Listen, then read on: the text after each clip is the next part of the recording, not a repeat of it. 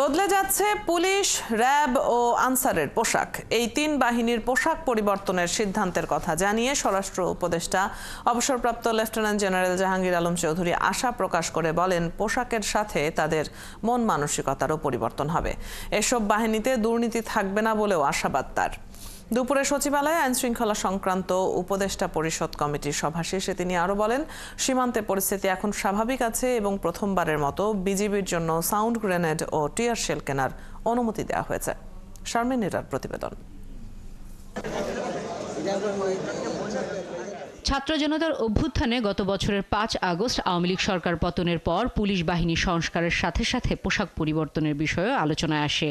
তারই ধারাবাহিকতায় police, RAB ও answer বাহিনীর পোশাক পরিবর্তনের সিদ্ধান্ত নিয়েছে অন্তর্বর্তী সরকার। সোমবার সচিবালয়ে আইনশৃঙ্খলা সংক্রান্ত উপদেষ্টা পরিষদের সভা শেষে এই কথা জানান স্বরাষ্ট্র উপদেষ্টা। সিদ্ধান্ত অনুযায়ী পুলিশের পোশাক হবে লোহার রঙের, র্যাবের হবে জলপাই আর আনসারের হবে সোনালী গমের রঙের। পোশাকের সিদ্ধান্তটা হয়ে গেছে পুলিশের জন্য, র্যাবের জন্য এবং আনসারের জন্য। তিনটা সিলেক্ট করা হয়েছে। পোশাকের সাথে সাথে সবকিছু মন মানসিকতা সবকিছুরই পরিবর্তন দেয়। তো আমি বারবার একটা বলি, আপনারা কিন্তু একটা ক্ষেত্রে হলো সবচেয়ে বেশি জোর দেবেন, এই হলো দুর্নীতি। আপনারা যদি দেশ থেকে দুর্নীতিটা রোধ করতে পারেন, অনেক সমস্যারই সমাধান হয়ে যাবে। সীমান্তের পরিস্থিতি এখন ভালো অবস্থায় আছে এবং ফেব্রুয়ারিতে বিএসএফ ও বিজিবির বৈঠকে এ নিয়ে বিস্তারিত আলোচনা হবে বলে জানান স্বরাষ্ট্র উপদেষ্টা। আমরা সব সময় লেথাল ওয়েপনই দেওয়া ছিল।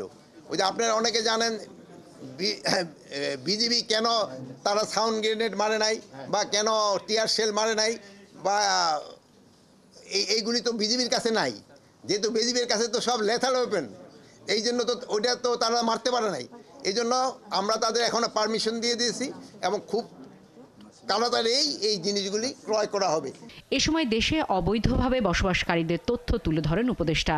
বলেন, ৩১ জানুয়ারির মধ্যে বৈধ না হলে বসবাসকারীরা ও তাদের নিয়োগদাতাদের বিরুদ্ধে ব্যবস্থা নেওয়া হবে।